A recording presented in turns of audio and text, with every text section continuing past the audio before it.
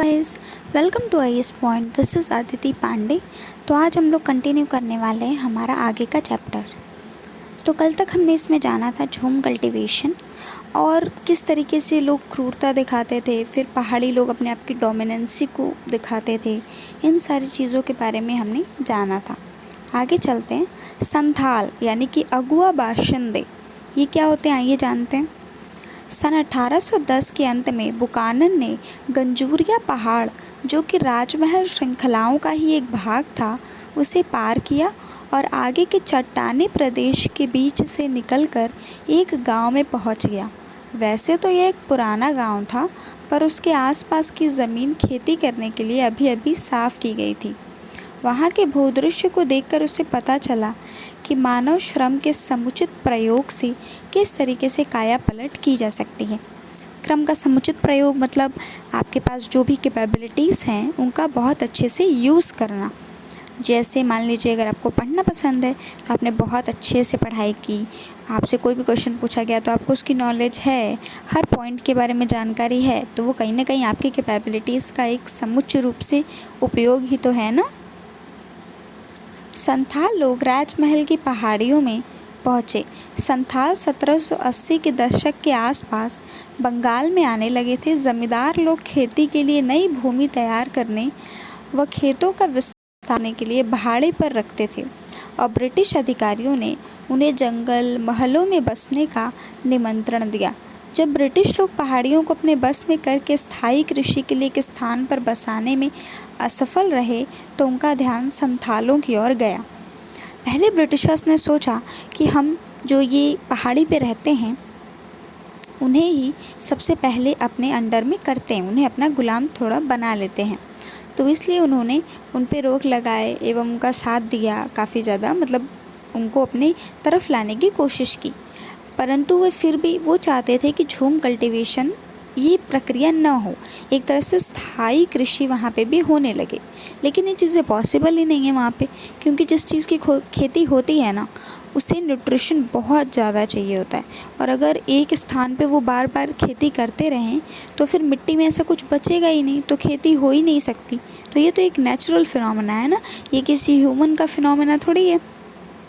Maintain तो करना ही होगा ना हमें, हम उसमें खाद इत्यादि डाल सकते हैं, पर उस टाइम वो चीज़ें उतनी ज़्यादा विकसित नहीं थी, खाद और ये सारी, जिन्हें पहाड़ियों पे ले जाया जा सके। संथालों को ज़मीनें देकर राजमहल की तलहटी कर लिया गया। 1832 तक ज़मीन के काफ़ी बड़े इलाके को दामिनी कोह के रूप में सीमांकित किया और इसे संथालों की भूमि घोषित किया गया। जब वे पहाड़ियों पर कब्जा नहीं कर पाए तो उन्होंने सोचा कि ठीक है, कोई बात नहीं, दूसरा वर्ग भी तो है समाज का, हम उसे ही मोल्ड करने की कोशिश कर लेते हैं। और फिर संथालों को इन्होंने थोड़ी स्थायी ज़मीन दे दी तो वे इनकी तरफ हो गए।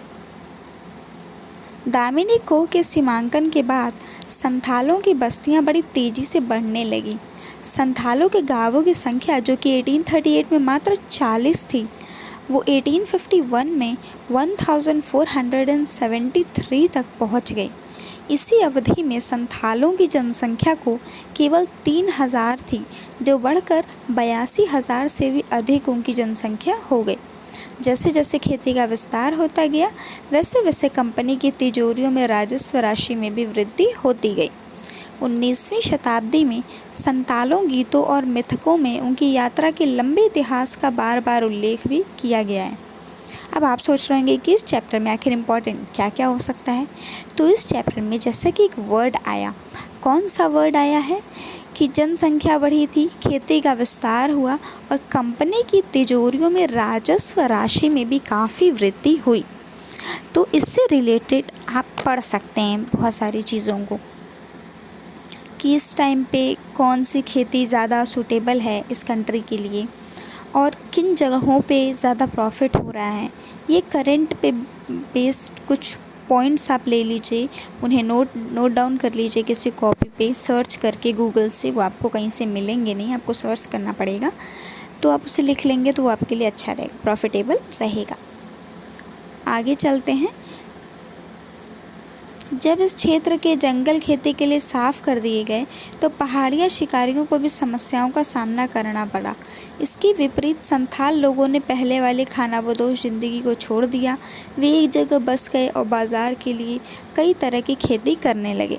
झूम कल्टीवेशन में क्या होता है, जैसे कि हमने बताया आपको कि उसे स्थानांतरीय खेती भी कहते हैं, यानी कि शिफ्टिंग कल्टीवेशन, क्योंकि आप एक खेत में 2 सालों तक किए फिर दूसरे खेत में जाके आप खेती करते हैं, तो एक स्थायित्व नहीं रह पाता ना।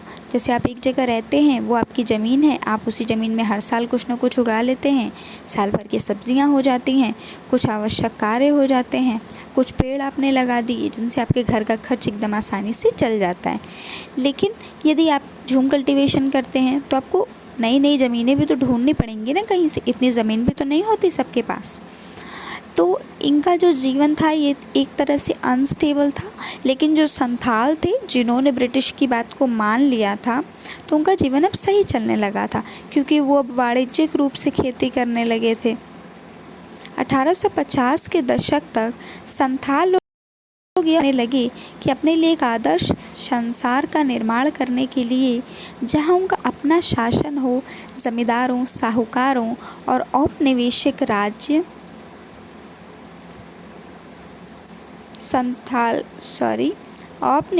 राज्य आदि को बढ़ावा देने हेतु अब विरुद्ध विद्रोह करने का समय आ चुका है।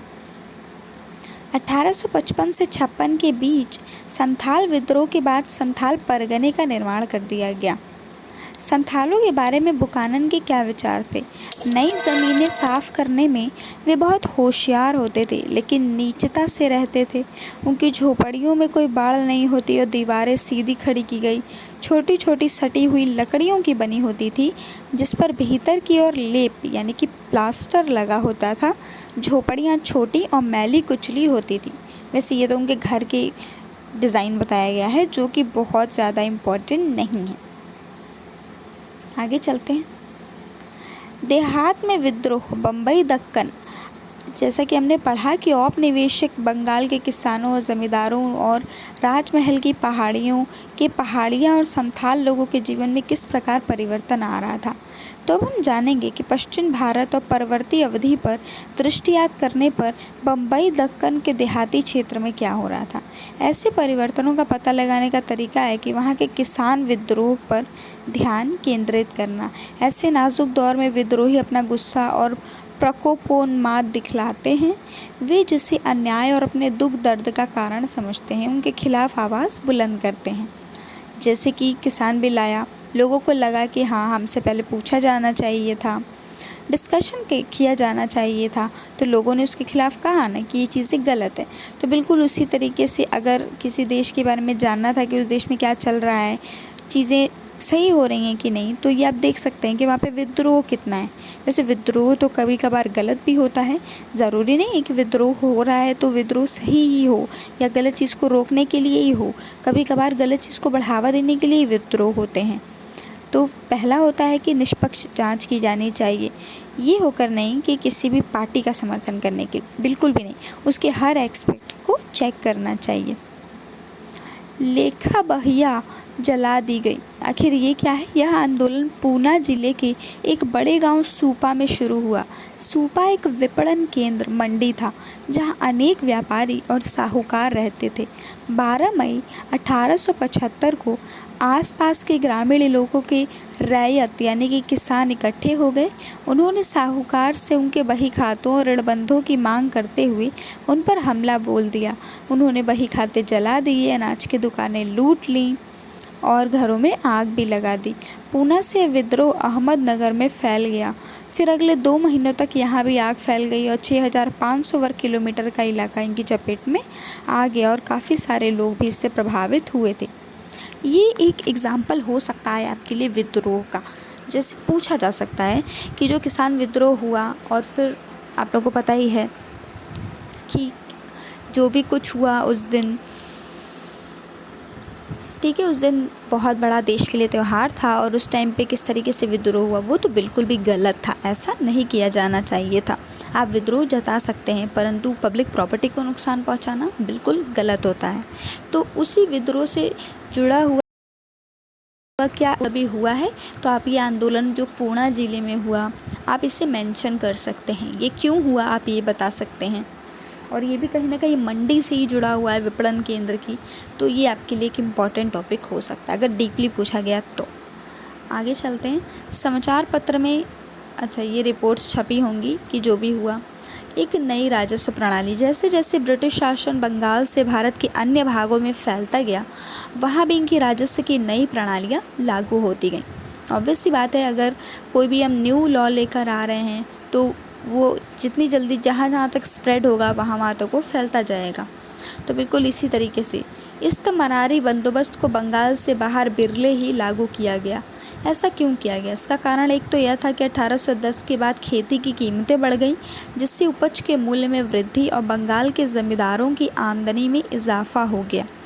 चूँकि राजस्व की मांग इस्तमरारी बंदोबस्त के तहत तय की गई थी, इसलिए औपनिवेशिक सरकार इस बढ़ी हुई आय में अपने हिस्से का कोई दावा नहीं कर सकती थी। अपने वित्तीय संसाधनों को बढ़ाने की उत्कट इच्छा से औपनिवेशिक सरकार को अपने भू राजस्व को अधिक से अधिक बढ़ाने के लिए कई सारे तरीकों पर विचार करना पड़ा।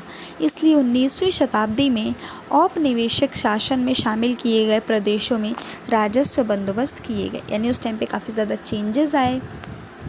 राजस्व की प्रणालियाँ काफ़ी ज़्यादा बदली गई थी। किरायाजीवी शब्द ऐसे लोगों का घोतक है जो अपनी संपत्ति के लिए किराए की आय पर जीवन यापन करते हैं। तो अभी हम अपना चैप्टर यहीं पे स्टॉप करते हैं, कल हम आगे से कंटिन्यू करेंगे। Thank you so much for watching.